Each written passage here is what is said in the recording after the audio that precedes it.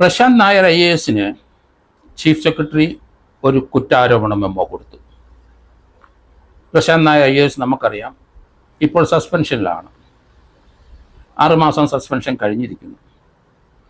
അദ്ദേഹത്തിന് കുറ്റാരോപണ memo chief secretary Sarada Muraleedharan കൊടുത്തു കഴിഞ്ഞു. അതിന് മറുപടി കൊടുക്കേണ്ട സമയം ആയെങ്കിലും പ്രശാന്ത് നായർ മറുപടി കൊടുത്തില്ല. അദ്ദേഹം സുപ്രധാനമായ 2 ചോദ്യങ്ങൾ അങ്ങോട്ട് ചോദിച്ചു. കാരണം തന്നെ സസ്പെൻഡ് ചെയ്യാനായിട്ട് ഉള്ള കാരണം അതാരാണ് പരാതി നൽകിയത്, അത് കുറ്റാരോപണ മെമ്മോയിലില്ല. അത് ഫേസ്ബുക്ക് പേജിൽ എന്തെങ്കിലും ഇട്ടതാണെങ്കിൽ ആ സോഴ്സ് കറക്റ്റാണോ, ആരിട്ടു എന്നറിയാമോ, അത് വ്യാജമായിട്ട് ഇട്ടതാണോ എന്നുള്ള ധ്വനിയാണ് അവിടെ വരുന്നത്. ആരാണ് തനിക്കെതിരായിട്ടുള്ള പരാതിക്കാരൻ, ഇതൊന്നും കുറ്റാരോപണ മെമ്മോയിൽ ഇല്ലാത്തത് കൊണ്ടാണ് ആ ചോദ്യം അദ്ദേഹം ചോദിച്ചത്. പ്രശാന്ത് നായരെ പറ്റി നമുക്കറിയാം. അദ്ദേഹം സ്പെഷ്യൽ സെക്രട്ടറി അഗ്രികൾച്ചർ ആയിരുന്നു. അഡീഷണൽ ചീഫ് സെക്രട്ടറി ജയതിലകനെതിരെ ആരോപണം ഉന്നയിച്ചു. അതാണ് അദ്ദേഹത്തിനെ സസ്പെൻഡ് ചെയ്തത്. ഈ ചെറുപ്പക്കാരനായ പ്രശാന്ത് നായർ IAS മാത്രമല്ല LLB-കാരനാണ്. നിയമങ്ങളെപ്പറ്റി നല്ല പരിജ്ഞാനമുണ്ട്. ഡിപ്പാർട്ട്മെൻറ്റിലെ എൻക്വയറിയെ പറ്റി നല്ല പരിജ്ഞാനമുണ്ട്. അദ്ദേഹം ചോദിച്ച പ്രസക്തമായ ചോദ്യം, ആ കുറ്റാരോപണം മെമ്മോ ഒരാൾക്ക് കൊടുത്താൽ, ഞാൻ പലരെ 100 കണക്കിന് 1000 കുറ്റാരോപണ മെമ്മോ കണ്ടുകൊണ്ടിരിക്കുന്ന വ്യക്തിയാണ്. സെക്രട്ടേറിയറ്റിലെ ചില ഉദ്യോഗസ്ഥന്മാർ കുറ്റാരോപണ മെമ്മോ തയ്യാറാക്കുമ്പോൾ ആരാണ് ആ പരാതിക്കാരൻ, തനിക്കെതിരായിട്ടുള്ള കുറ്റാരോപണ മെമ്മോ നൽകാനുണ്ട് കാരണം ആരുടെ പരാതിയുടെ പുറത്ത്, ആ കാര്യം സാധാരണഗതിയിൽ കുറ്റാരോപണം നൽകുന്ന ഉദ്യോഗസ്ഥൻ മറന്നുപോകും, എഴുതാറില്ല, മനഃപൂർവ്വം അഴിക്കാം.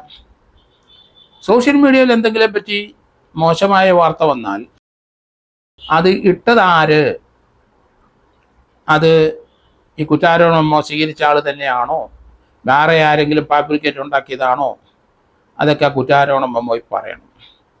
സെക്രട്ടേറിയറ്റിലെ പോലീസിലെ ധാരാളം പേർക്ക് കുറ്റാരോപണ മെമ്മോ പോലീസ് ഡിപ്പാർട്ട്മെൻറ്റിൽ നിന്നും കിട്ടിയിട്ടുണ്ട്, സെക്രട്ടേറിയറ്റ് ഹോം ഡിപ്പാർട്ട്മെൻറ്റിൽ നിന്നും കിട്ടിയിട്ടുണ്ട്.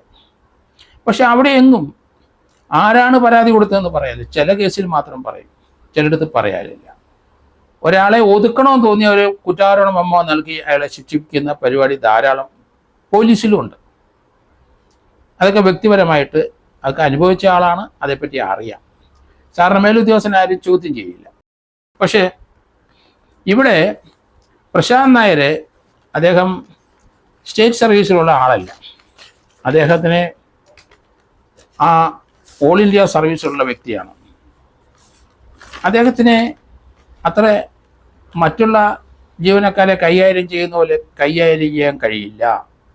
All India civil service rule 1968 അനുസരിച്ചാണ് അദ്ദേഹം മുന്നോട്ട് പോകുന്നത്. അദ്ദേഹത്തിന് ഇതുവരെ കണ്ടിടത്തോളം നല്ല ഒരു ഓണസ്റ്റ് ആയിട്ടുള്ളൊരു ഓഫീസറാണ്.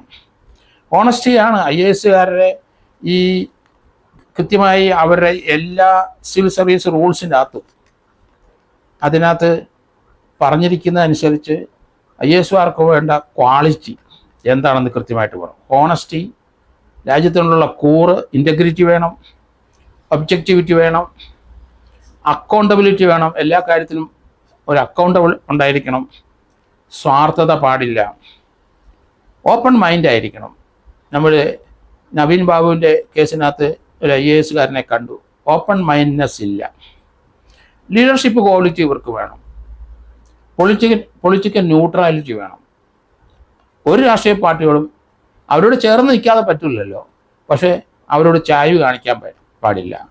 അപ്പോൾ ന്യൂട്രാലിറ്റി വേണം.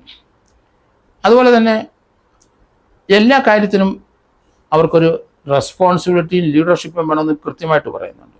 ആൾക്കാരോട് മാനമായിട്ട് പെരുമാറണം, പ്രത്യേകിച്ച് SC/ST കമ്മ്യൂണിറ്റിയിൽ നല്ല പെരുമാറ്റം വേണം. ഇതൊക്കെ ഓൾ ഇന്ത്യ സർവീസ് റൂൾസ് 1962 കൃത്യമായിട്ട് പറഞ്ഞിട്ടുണ്ട്. അത് അതേപടി ഫോളോ അപ്പ് ചെയ്യുന്ന ഒരാളാണ് പ്രശാന്ത് IAS എന്നാണ് എനിക്ക് മനസ്സിലായിരിക്കുന്നത്. അതുകൊണ്ടാണ് കുറ്റാരോപണ മെമ്മോ ചലഞ്ച് ചെയ്യാനായിട്ട് അദ്ദേഹം ശ്രമിച്ചത്. നല്ല കാര്യം എനിക്ക് പലപ്പോഴും തോന്നിയിട്ടുണ്ട്. ധാരാളം കുറ്റാരോപണ മെമ്മോ ഞാൻ വാങ്ങിച്ചിട്ടുണ്ട്.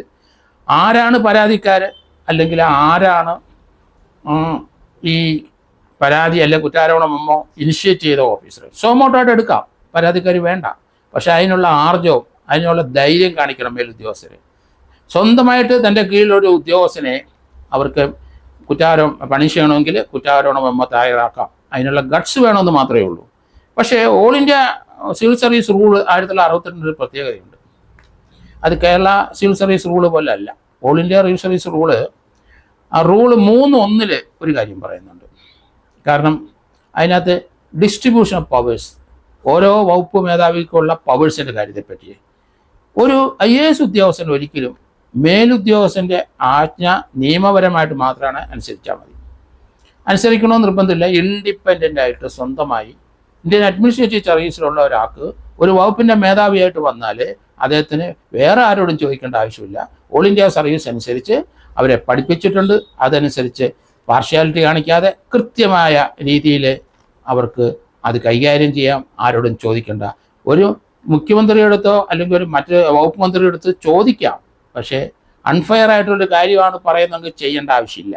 അത് ഓൾ ഇന്ത്യ സർവീസിൻ്റെ പ്രത്യേകതയാണ്. അതുകൊണ്ട് ministry of personnel and public grievances and pension ഡിപ്പാർട്ട്മെൻറ്റാണ് ഓൾ ഇന്ത്യ സർവീസുകാരെ കൈകാര്യം ചെയ്യുന്നത്.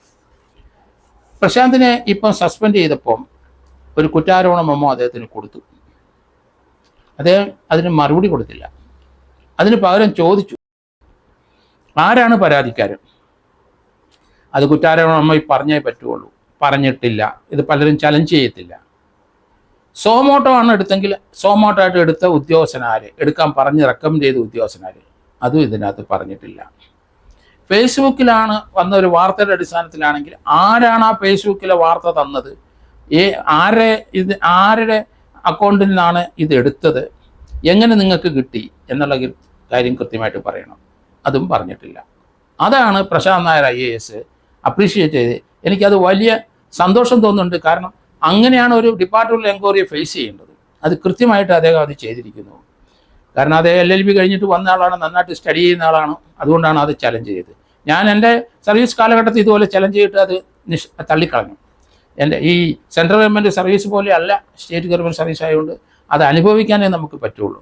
പക്ഷേ ഇവിടെ ഇപ്പം പ്രശാന്ത് നായർ കൃത്യമായിട്ട് അദ്ദേഹത്തിൻ്റെ സർവീസ് റൂൾ അനുസരിച്ച് മേലുദ്യോഗസ്ഥൻ പറയുന്നത് അവർ പറയുന്ന കാര്യങ്ങൾ മാത്രം കീഴുദ്യോഗസ്ഥൻ ചെയ്യേണ്ട ഒരു ആവശ്യം അദ്ദേഹത്തിനില്ല. IASകാർക്ക് അതിൻ്റെ ആവശ്യമില്ല.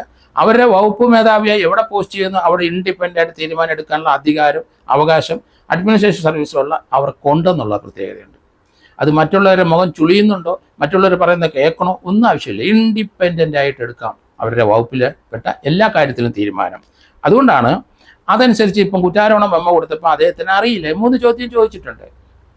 ആരാണ് ഇതിൻ്റെ പരാതിക്കാരൻ, ആരുടെ ഫേസ്ബുക്കിൽ നിന്ന് അത് എടുത്തത്, ആ ഫേസ്ബുക്കിൽ എടുത്ത കാര്യങ്ങൾ അത് കറക്റ്റായിട്ട് പ്രശാന്ത് നായർ ഇട്ടതാണോ ഇല്ലയോ എന്ന് ബോധ്യമുണ്ടോ? കാരണം ആർക്ക് വേണമെങ്കിലും നമുക്കറിയാം, വേറൊരാളുടെ പേരിൽ എന്ത് വേണമെങ്കിലും നമുക്ക് ഈ സോഷ്യൽ മീഡിയയിൽ കൃത്രിമമായി ഉണ്ടാക്കാൻ സാധിക്കുമെന്നുള്ളതുകൊണ്ടാണ് ആ ചോദ്യം ചോദിച്ചിരിക്കുന്നത്. ഈ 3 ചോദ്യത്തിനും മറുപടി കിട്ടിയെങ്കിൽ മാത്രമേ അദ്ദേഹം ആൻസർ ചെയ്താൽ മതി. കറക്റ്റ് ലൈനിലാണ് അദ്ദേഹം നിൽക്കുന്നത്. നമുക്കറിയാം ഇവിടെ വേറെ ഗോപാലകൃഷ്ണൻ എന്ന IASകാരനെ സസ്പെൻഡ് ചെയ്തു. അദ്ദേഹം മല്ലു ഹിന്ദു വാട്സാപ്പ് ഒരു ഗ്രൂപ്പ് ഉണ്ടാക്കി, ഹിന്ദുക്കളുടെ ഒരു ഗ്രൂപ്പ് ഉണ്ടാക്കി. ഒരു IAS ഓഫീസർ അവർ ഈ ഓൾ ഇന്ത്യ സർവീസിലുള്ളവർ ഒരിക്കലും അങ്ങനെ ഒരു ഗ്രൂപ്പ് ഉണ്ടാക്കാൻ മനസ്സിൽ പോലും തോന്നാൻ പാടില്ല. പക്ഷേ അങ്ങനെ ഒരു ഗ്രൂപ്പ് ഉണ്ടാക്കി അദ്ദേഹത്തിനെ മുഖ്യമന്ത്രി ഉടനെ സസ്പെൻഡ് ചെയ്തിരിക്കുന്നു. അതുതന്നെയല്ല, അഡീഷണൽ ചീഫ് സെക്രട്ടറി ആയ ഡോക്ടർ ജയതിലകനെ വ്യക്തിപരമായി വിമർശിച്ചതിൻ്റെ പേരിലാണ് ഇപ്പോഴേ പ്രശാന്ത് നായരിനെ സസ്പെൻഡ് ചെയ്തിരിക്കുന്നത്. ഡോക്ടർ ജയതിലകൻ മനോരോഗിയാണെന്ന് പ്രശാന്ത് IAS പറഞ്ഞു എന്നാണ് ഒരു ആരോപണം. പ്രശാന്തിൻ്റെ വിമർശനം സർവീസ് ചട്ടങ്ങൾക്ക് വിരുദ്ധമെന്ന് ചീഫ് സെക്രട്ടറി ശാരദാ മുരളീധരൻ പറഞ്ഞ് ഇപ്പം അദ്ദേഹത്തിൻ്റെ പേരിൽ കുറ്റാരോപണ മെമ്മോ കൊടുത്തിരിക്കുകയാണ്. അദ്ദേഹം ഫേസ്ബുക്കിലിട്ടു, ഇൻഡിപെൻഡൻ്റ് ആയിട്ട് ആർക്കും എന്ത് വേണേൽ സ്വതന്ത്ര ഇന്ത്യയിൽ നമുക്ക് പറയാം, തോന്നിയാസം പറയാനൊക്കത്തില്ല, വ്യക്തിഹത്യ പറയാനൊക്കത്തില്ല, വിമർശിക്കാം ആരെ വേണേലും നമുക്ക്, സുപ്രീം കോടതി ജഡ്ജി ഉൾപ്പെടെ ആരെ വേണേലും നമുക്ക് വിമർശിക്കാം. പക്ഷേ തനിക്കെതിരായി നടപടിയെടുത്ത ശേഷവും പ്രശാന്ത് വിമർശനം തുടരുന്നു. അത് വിമർശിക്കാം, അതിന് തടസ്സമില്ല, നിയമപരമായിട്ട് തടസ്സമില്ല, ഡിപ്പാർട്ട്മെൻറ്റ് വകയായിട്ട് തടസ്സമില്ല. അദ്ദേഹം അതിൻ്റെ അകത്ത് രസകരമായി പറഞ്ഞ് കളപറിക്കൽ തുടരുമെന്നാണ് പറഞ്ഞിരിക്കുന്നത്. പ്രശാന്ത് നായർ. കാരണം കളകൾ അവിടെ ഇവിടെയൊക്കെ കിടപ്പുണ്ട്, അത് നമ്മുടെ കൃഷിക്ക് പറ്റിയതല്ല. അദ്ദേഹം ആ കൃഷി ഡിപ്പാർട്ട്മെൻറ്റ് മേലധികാരിയായതുകൊണ്ട് ആ രീതിയിലുള്ള വിമർശനമാണ് പറഞ്ഞത്. അതുകൊണ്ട് കള പറിക്കൽ തുടരുമെന്നും പ്രശാന്ത് പറഞ്ഞു. കളകളെ ഭയപ്പെടേണ്ടതില്ല, അത് പറിച്ചു കളയേണ്ടത് കാര്യമാണ്. അത് അദ്ദേഹം അത് നടത്തിക്കൊണ്ടിരിക്കുന്ന പ്രവൃത്തി അതാണെന്നാണ് അതിൻ്റെ ധ്വനി. ഏതായാലും എനിക്കത് ഇഷ്ടപ്പെട്ടു. കാരണം കളകൾ എവിടെ കൂടിയാലും നമ്മുടെ കൃഷി നശിക്കും. അതുകൊണ്ട് കള പറിച്ചെറിയണം. അദ്ദേഹം കള പറിച്ചെറിയൽ തുടരുന്നു എന്നാണ് പറഞ്ഞിരിക്കുന്നത്.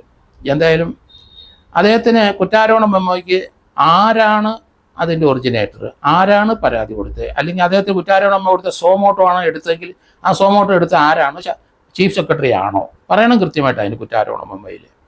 കാരണം അതിന് ഒരു സമാധാനം കിട്ടിയെങ്കിൽ മാത്രമേ ഇദ്ദേഹത്തിന് മറുപടി കൊടുക്കേണ്ട ആവശ്യമുള്ളൂ. ഫേസ്ബുക്കിലായതുകൊണ്ട് ഫേസ്ബുക്കിൽ അദ്ദേഹത്തിനും ഇടാം, ഫ്രോഡായിട്ട് വേറെ പലർക്കും ഇടാം. അതിൻ്റെ ഒറിജിനേറ്റർ പലരും ഉണ്ടാകാം, പലരെ വാട്സാപ്പിൽ അത് വന്നുകൊണ്ടിരിക്കും. ആരുടെ വാട്സാപ്പിൽ നിന്നാണ് ഇദ്ദേഹത്തിനെതിരായിട്ട് കുറ്റാരോപണം തയ്യാറാക്കാൻ ആ FB പേജ് എടുത്തതെന്ന് ചോദിച്ചിട്ടുണ്ട്.